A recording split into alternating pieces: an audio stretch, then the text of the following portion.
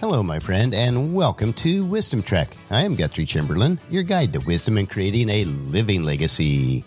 Thank you for joining us for our 5-day per week wisdom and legacy building podcast. This is day 801 of our trek, and it is Wisdom Wednesday.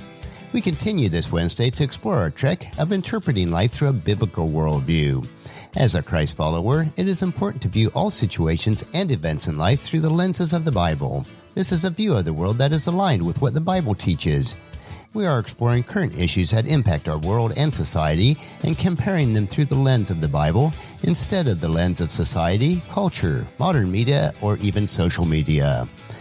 I do not desire to tell you what to think, but to teach you how to think, so that you may be able to filter the current issues and events through your own biblical worldview. I may explore opposing views that challenge you to think. You may not always agree with my view, and that is okay. I am open to any comments that you may have on the subjects that we will explore. We are broadcasting from our studios at the Big House in Marietta, Ohio. I am going to diverge this week from the topic of loving yourself, which we started last week, and we will finish that topic again next Wisdom Wednesday.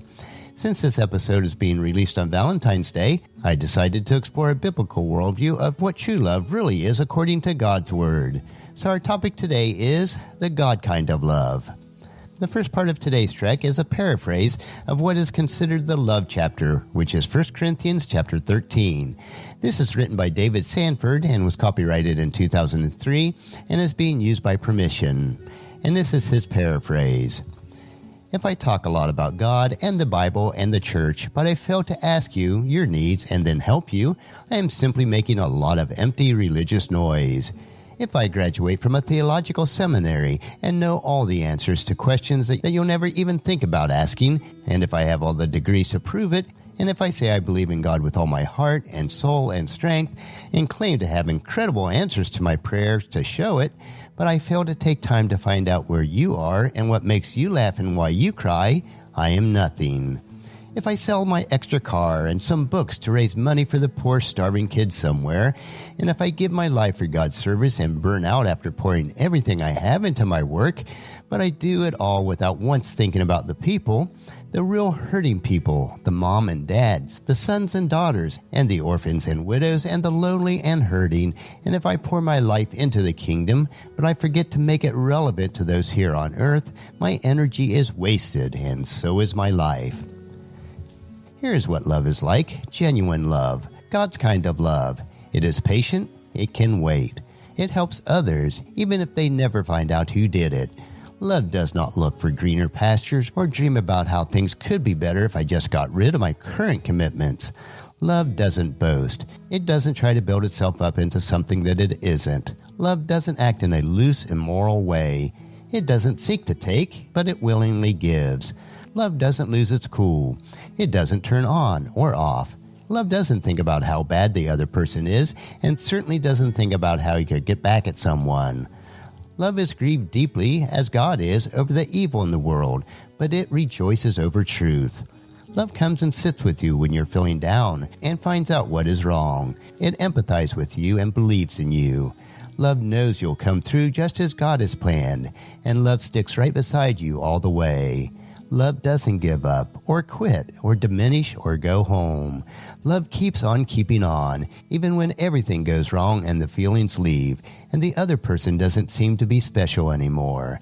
Love succeeds 100% of the time. That, my friend, is what real love is. Now let me read 1 Corinthians chapter 13 from the New Living Translation.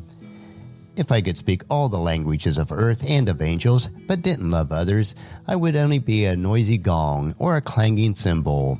If I had the gift of prophecy, and I understood all God's secret plans and possessed all knowledge, and if I had such faith that I could move mountains, but didn't love others, I would be nothing. If I gave everything I have to the poor and even sacrificed my body, I could boast about it, but if I didn't love others, I would have gained nothing. Love is patient and kind. Love is not jealous or boastful or proud or rude. It does not demand its own way. It is not irritable and keeps no record of being wrong. It does not rejoice over injustice, but rejoices whenever truth wins out. Love never gives up, never loses faith, is always hopeful, and endures through every circumstance. Prophecy and speaking in unknown languages and special knowledge will become useless, but love will last forever. Now our knowledge is partial and incomplete, and even the gift of prophecy reveals only part of the whole picture. But when the time of perfection comes, these partial things will become useless. When I was a child, I spoke and thought and reasoned as a child, but when I grew up, I put away childish things.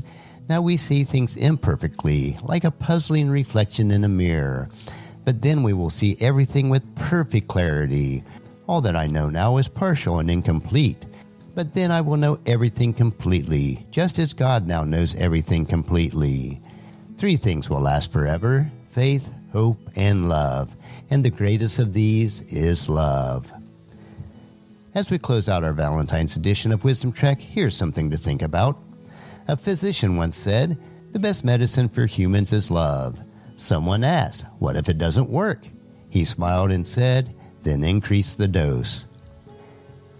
Next week on our Wisdom Wednesday, we will continue from last week with the subject of love yourself and your body as we explore the concept of same-sex relationship and transgenderism through the biblical lens. If you have any topics that you would like us to cover, please email me at guthrie@wisdom-trek.com. Tomorrow we will continue with our 3-minute wisdom nugget that will provide you with a bit of wisdom. If followed, will allow you to grow healthier, wealthier, and wiser each day. So encourage your friends and family to join us and to come along with us tomorrow for another day of Wisdom Trek, creating a legacy. That will finish our trek for today. If you'd like to listen to any of the past 800 treks or read the Wisdom Journals, they are available at wisdom-trek.com. You can also subscribe to iTunes or Google Play so that each day's trek will be downloaded to you automatically. And thank you so much for allowing me to be your guide, your mentor, but most importantly, I am your friend as I serve you through the Wisdom Trek podcast and journal.